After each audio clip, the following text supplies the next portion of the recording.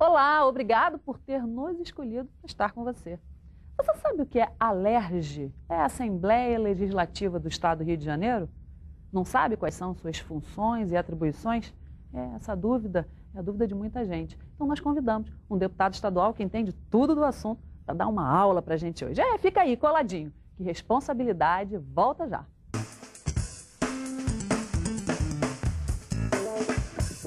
Estamos de volta com responsabilidade para tratar desse assunto que a gente tanto ouve falar, a ALERJ, Assembleia Legislativa e a parte política, a parte de interesse comum de todos nós. Convidamos o deputado estadual Cristino Áureo, que vai nos dar uma aula sobre o assunto. Ele que entende, né, Cristino? Você que a gente fala disso. Vamos falar agora com quem entende do assunto. É um negócio complicado. Todo mundo sabe, deputado estadual, federal, não sabe muito bem a diferença disso.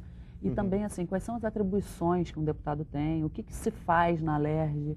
Quer dizer, a gente tem um respeito reverencial pelo cargo, mas, na verdade, a gente não sabe muito bem o que faz o dia a dia de um deputado. Conta pra gente.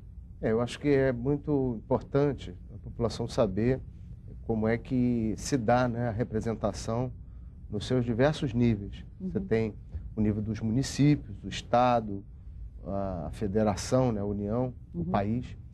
Isso causa bastante confusão na compreensão do dia a dia, porque há coisas que são da responsabilidade ou da atribuição de um nível e não é do outro. E tem coisas que também são confusas, ou seja, aquelas coisas que nem mesmo entre os juristas, nem entre os legisladores há um consenso de que aquilo seja um assunto que seja definitivamente dessa esfera ou daquela. Então, naquilo que já é assim mais consagrado, as leis, o papel do legislador, a propositura de leis, fazer com que essas leis sejam fiscalizadas, isso é um papel inerente ao parlamentar, seja ele um vereador, seja ele um deputado estadual, seja ele um deputado federal ou, né, senador. Essas casas legislativas, elas têm sempre como obrigação básica a questão voltada para produzir a lei e fazer com que ela depois seja efetivamente aplicada. A origem dessa proposta, ela pode vir do Poder Executivo, ela pode vir, por exemplo, da Prefeitura, ou do Governo do Estado, ou do Governo Federal, e chegar a essas casas, chamadas casas legislativas, como uma mensagem vinda do Executivo, e ali aquilo é analisado, sofre algum tipo de alteração, aumenta, diminui, inclui uma outra ideia, um outro aspecto que não foi previsto na mensagem que veio. E sempre que você faz essa modificação, propõe essa modificação, é o que se chama de emenda. Entendi. Então, as emendas estão muito na moda, até porque essa malfadada emenda do deputado Ibsen Pinheiro e do senador Pedro Simon, ambos do Rio Grande do Sul, colocaram na mídia, no dia a dia, uma palavra que nem todo mundo conhece, sabe o que significa. Mas é isso, é quando alguma coisa, num texto que está sendo tratado, alguma coisa é colocada. Esse caso dos royalties, por exemplo, eles foram colocados na discussão da lei do pré-sal. Entendi. Né? Quando o governo federal apresentou ao Congresso todo o conjunto de legislações próprios da exploração do pré-sal, que é essa novidade em termos assim, de reservas descobertas numa camada muito profunda, né, lá no solo do oceano, e surpreendeu até ao mundo, dizendo que o Brasil tinha essas reservas, era preciso também dizer como é que essas reservas iam ser exploradas. Então, o governo definiu novas formas para poder fazer isso, diferentemente do petróleo que já existia. Existia não é bem um termo, o que já era conhecido. Isso. Né? E, ao propor essa lei, os deputados, esses deputados, senadores, de maneira oportunista, visando prejudicar o Estado do Rio e fazer um populismo com o resto do Brasil, propuseram uma emenda. Então, isso é um mau uso desse instrumento, é como se você estivesse aproveitando ali uma chance e colocando, vamos chamar assim, o que se diz aí na gíria, um contrabando, um assunto que não era o assunto original. Né? Então, a população às vezes fica com péssima impressão, inclusive, da ação parlamentar quando vê esse tipo de situação acontecendo. Mas Então, eu acho fundamental você chegar aqui e explicar esse movimento, como acontece, porque eu acho que quem está em casa, como eu falei, a pessoa fala, você aqui falou, o executivo executa, o legislativo legisla, e você definiu muito bem que o executivo, então, é o presidente da República, é o governador, são todos os governadores dos estados e são os prefeitos dos municípios, não é isso? Isso. E todos os outros legisladores são os outros cargos públicos, que então são deputados estaduais e federais, são vereadores e são senadores. Então, eu acho que isso daí é muito esclarecedor, porque por mais simples que possa parecer, e eu acho que poucas pessoas fazem essa reflexão, as pessoas têm constrangimento de perguntar. É verdade. E tem uma outra coisa, Cláudio, que eu acho muito interessante, que é o seguinte, a pessoa, às vezes, pega no braço de um deputado e fala, você tem que calçar a minha rua. Isso. Olha, a função mais executiva, ela está com os prefeitos, ela está com os governadores, com os secretários, né, que fazem parte daquela equipe que justamente está ali para poder prestar diretamente o serviço. Os deputados, o que eles fazem é criar condições no orçamento para que aquilo seja resolvido. É criar uma lei que permita o licenciamento ambiental para que aquilo ali aconteça sem impactar o meio ambiente. Então, buscar, através de emendas, só complementando, eu vejo, por exemplo, áreas da periferia de Macaé, Nova Esperança, Nova Holanda, Ajuda, bairros que surgiram e sem nenhuma infraestrutura. É claro que eles foram feitos fora da legislação, mas de alguma maneira, num determinado momento, é a lei que tem que ir lá e dar o título de propriedade dessas pessoas e, ao mesmo tempo, o poder público, isso, as obras do PAC que já estão acontecendo, ir lá e dar a condição de infraestrutura e recuperar essas áreas para integrar essas áreas às cidades e tirar essas pessoas de uma condição calamitosa de vida, né? Um caos que se estabeleceu nessas áreas de ocupação e que as pessoas foram para lá desavisadas ou foram para lá instruídas de maneira, eu diria que assim, aproveitando a ingenuidade para ocupar áreas de difícil solução, impondo uma condição a essas pessoas muito difícil de viver. Subhumana mesmo. Então, a lei está ali também para proteger essas populações, para você ir lá, como a gente tem feito, e fazer gestões junto ao governo do Estado para agir nesses ambientes, né, ao invés de ficar fazendo matériazinha só para mostrar o sofrimento da população sem ação. Porque é muito fácil ser pedra, né? Você não estar no governo e ficar só reclamando é a coisa mais fácil do mundo. Qualquer um é capaz de fazer isso. Fala que está tudo ruim. Eu quero ver a pessoa chegar lá, ter um cargo, ser governo e ir fazer. Aí, essa pessoa que passa por esse tipo de experiência, né, eu acho que é uma pessoa que já é testada, você não acha? É verdade. Então, eu acho que tudo isso, esse aprendizado, essa experiência, nos faz compreender bem o papel de cada um e não iludir a população, porque tem gente que se apresenta diante da população como se fosse a própria personificação do super-homem. Pessoas que, né, homens e mulheres, né, super-homens ou mulheres maravilhas, que seriam capazes de resolver todos os problemas, tudo é com ela, e não é assim. A pessoa pode agir sobre vários problemas, várias ações, sempre defendendo aquele interesse da população, sempre pedindo, solicitando ou criando leis para fazer com que aquilo efetivamente aconteça. Então, o papel, nesse momento que se discute tanto nacionalmente e que as pessoas estão muito preocupadas em fazer a campanha propriamente dita, mas ninguém está preocupado em esclarecer a população a respeito dos seus direitos, de como é que as instituições funcionam, porque só uma população melhor esclarecida, ela é capaz de fazer melhores escolhas. Né? Melhores demandas também. Sim. Cristino, você sabe que eu frequento bastante comunidades em função de justamente levar a responsabilidade, saber quais são as demandas desses lugares. Então, assim, eu fico vendo que as pessoas, dentro desses locais, quando a pessoa se torna um pouco mais popular, ou tem um cargo de um pouco mais de destaque, os amigos começam a insuflar querendo que se candidatem. E essas pessoas, então, acham que eu vou representar esse grupo aqui e que serão capazes de ser ou deputado estadual, ou federal, ou vereador.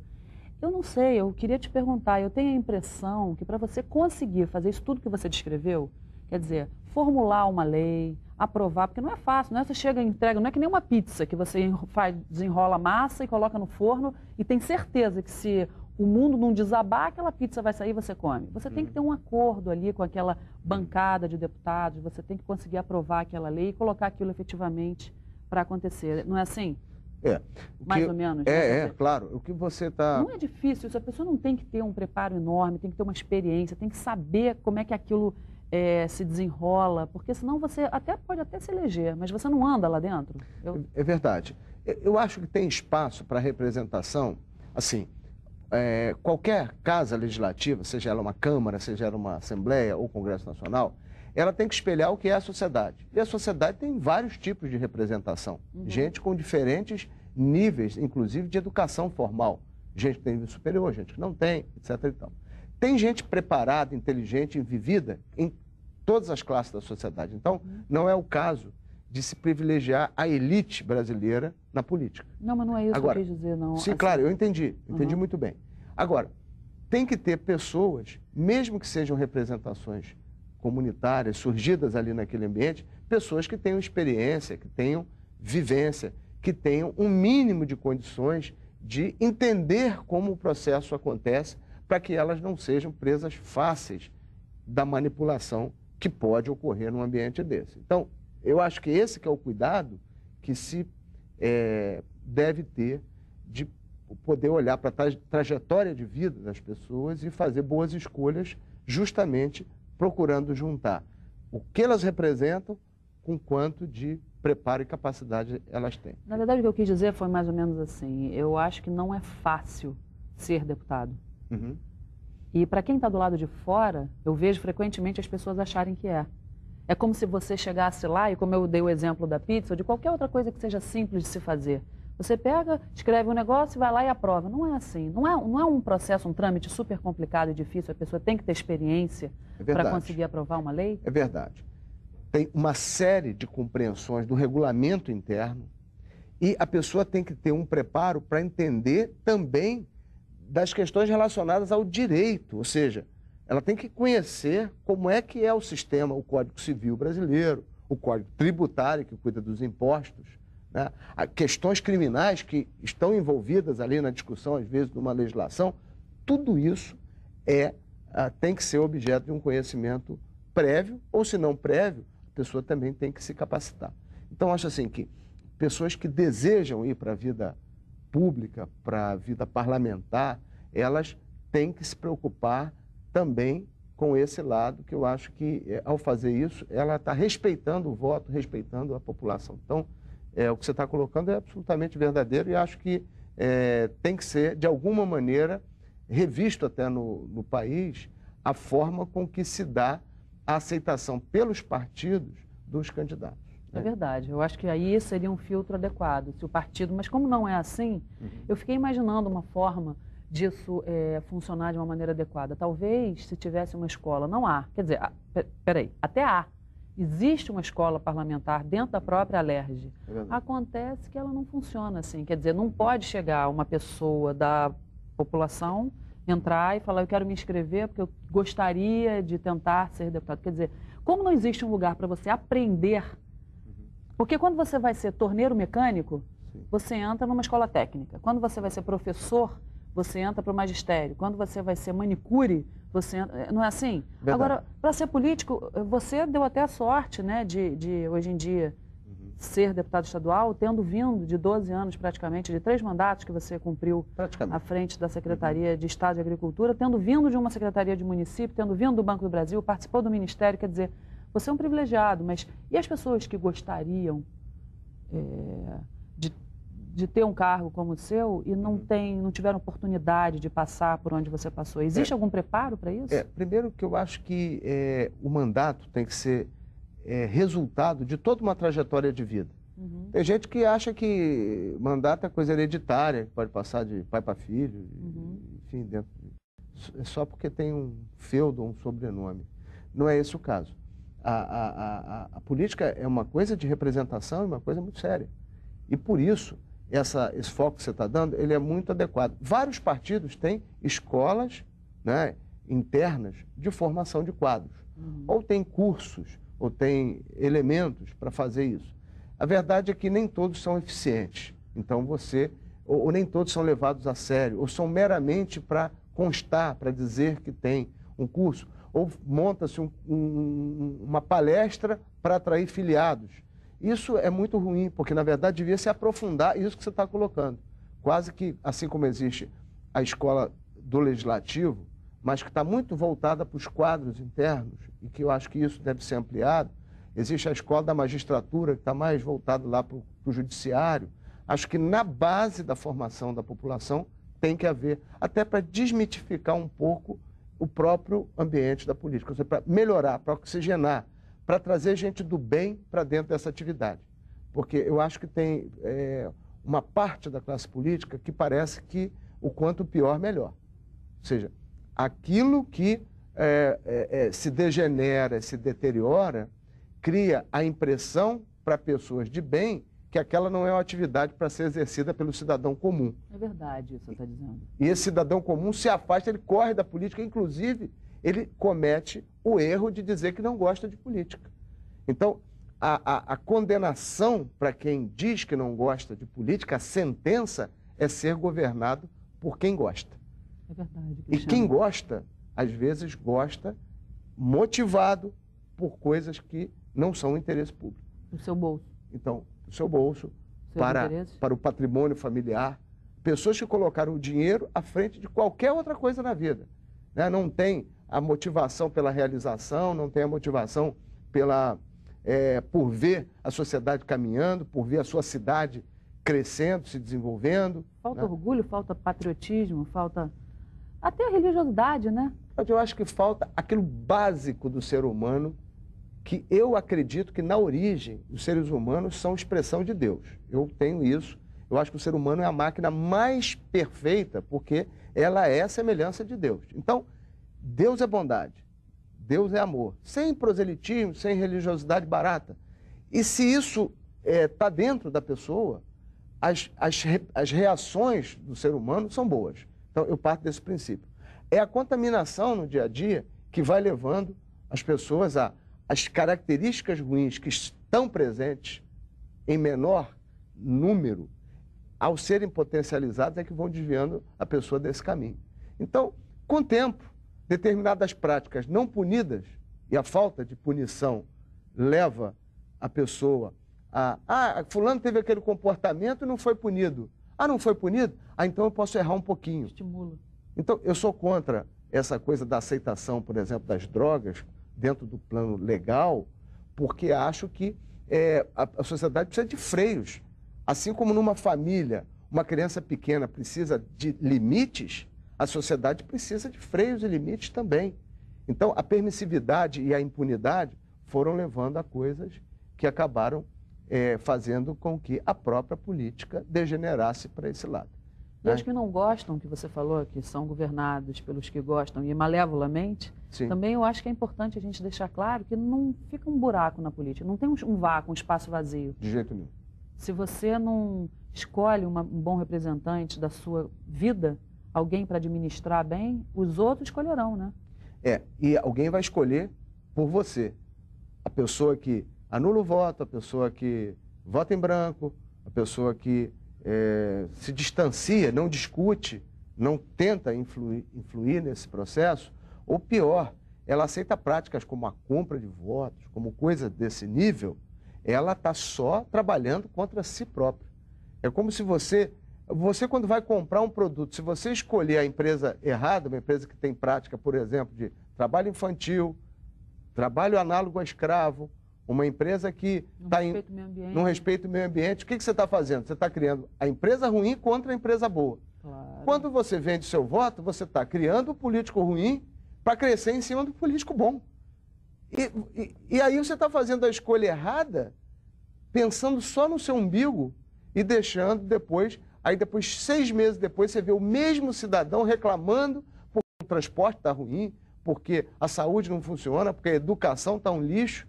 ele fez a escolha errada e depois acha que não foi a escolha dele que influenciou naquilo. Onde que a gente se perdeu, Cristiano? Eu acho que na falta da família.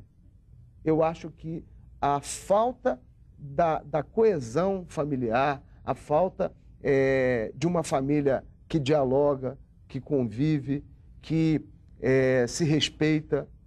E aí eu estou falando de vários formatos de família, mas sempre família pode diferir, mas ter um núcleo de respeito, de patriotismo. Isso não é coisa de moral e cívica, não. Porque, às vezes, o jovem que pode estar nos ouvindo fala, que coisa mais chata isso. O cara está falando, não. Eu estou falando de carinho, de amor. Porque uma família que tem amor, uma família que tem essa união, ela observa seus filhos, ela vê que quando um comportamento ele está derivando para um outro lado, ainda há tempo de puxar esse menino ou essa menina para um lance bom. E aí não é ficar inibindo boas manifestações que a juventude tem, a adolescência. Tem coisas ótimas, maravilhosas. Todos nós já fizemos assim, traquinagens, né? Coisas típicas da idade. Agora, quando o comportamento começa a ficar demasiado, eu acho que aí a gente se perde. E quando você vê um jovem se transformar num pai de família mal formado na cabeça, ele não tem condições de transmitir para a geração futura esses fundamentos. Então, é preciso que haja um rigor e um acompanhamento permanente, porque eu acho que esse elo pode ser retomado. Mas, para ser retomado, a gente precisa evoluir em várias áreas. Eu acho que a atividade pública, a atividade política, pode ajudar nisso, desde que seja tratada com responsabilidade. A educação, por exemplo, que todo mundo usa como bandeira, todo mundo não, muitas pessoas usam como bandeira e falam que é a solução, é a solução, é a solução. Eu falo isso com alguma frequência porque me cansa um pouco assistir esses jargões sem uma medida efetiva. Como você acha que poderia acontecer uma real mudança, uma real transformação? Que a educação fosse, então, esse caminho. Porque a gente viu esse próprio bandido, não gosto nem de falar o nome, porque eu não gosto de enaltecer bandido, mas tem um bandido aí, famosíssimo no Brasil todo, que teve educação. Quer dizer, será que é só isso? Vou usar até o exemplo que você colocou. Na matéria, na reportagem de um grande jornal sobre esse bandido, mostra que na classe dele havia crianças pobres, carentes, morando na mesma área. De uma turma de 28 crianças, apenas ele se tornou bandido. Os outros são homens e mulheres de bem que cresceram, alguns têm hoje posições importantes, não quer dizer que tenham dinheiro, mas são pessoas que vivem dignamente, honradas, morando na mesma comunidade. Isso joga por terra a ideia de que é a pobreza que cria a delinquência. Não é não. O que cria a delinquência é exatamente naquelas famílias onde você tem menos estrutura de verdade, você, em algum momento, você perde aquelas crianças, aqueles adolescentes naquele núcleo. Embora num outro, mesmo sendo humilde, você consegue manter. Você sabe que o papel das religiões nesse ambiente tem sido muito, muito positivo também. Né? Pastores, missionários, padres, líderes de várias religiões têm feito grandes trabalhos, inclusive de voluntariado, que levam um pouco esse alento ou esse caminho. Então, acho que é a junção de um pouco de tudo isso que faz com que a gente evolui. E para responder a questão da educação de maneira mais objetiva, eu acho o seguinte, o município tem que ficar com a educação básica, o Estado com o ensino médio e o governo federal com o ensino universitário. Investir nisso, investir no professor. Não adianta ficar fazendo concurso para contratar cada vez mais, cada vez mais, cada vez mais, e não separar parte desse recurso para efetivamente melhorar a remuneração.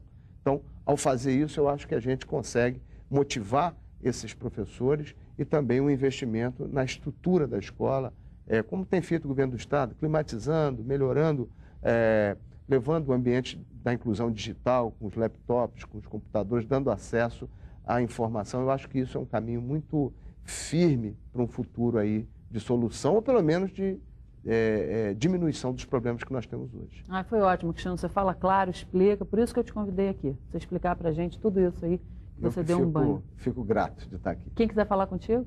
cristinoaureo.com.br. Lá dentro tem um e-mail que a gente pode trocar informações sobre esse tema e sobre outros que sejam do interesse de quem Obrigada pela tua presença, agradeço a você também pela audiência. Quero mandar beijinho para o Valdemar, que é ouvinte do nosso programa de rádio, para a Rita de Campo Grande, amiga e ouvinte nossa, para a Zilka, também amiga, ouvinte telespectadora, para Laira e Jason, amigo da Band FM de Campos dos Goytacazes, que estão à espera da cegonha. Um beijo, que tenha uma boa hora. Para Ana Paula Provenzano, para Valquíria Azevedo, jornalista da Folha da Manhã também de Campos dos Goytacazes. Quero mandar um beijo especial para o pessoal da Receita Federal de Ipanema, aqui no Rio de Janeiro, que atendem ao cidadão de uma maneira sensacional. Pessoas carinhosas, competentes, especialmente ao Roberto Siqueira Campos. Muito obrigada, Roberto, pelo atendimento de excelência que você nos deu lá. Fiquem com Deus, muito obrigada por estarem conosco. Lembrem sempre, quanto mais responsabilidade você assiste, mais responsável você fica. O nosso Twitter aqui, ó. Até a próxima.